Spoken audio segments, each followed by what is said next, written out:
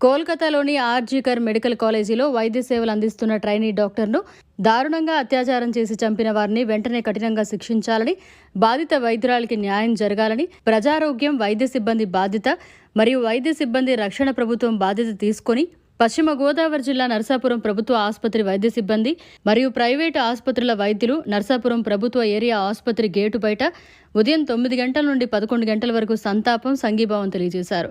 అనంతరం Narsapuram machine high school రోడ్లో rally నిర్వహించారు.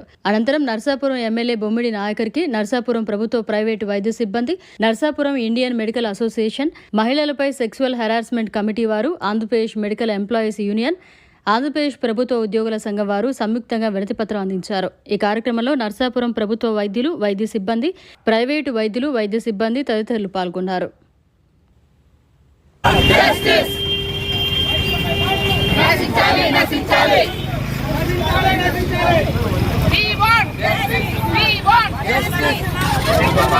వైద్యుల రక్షణ,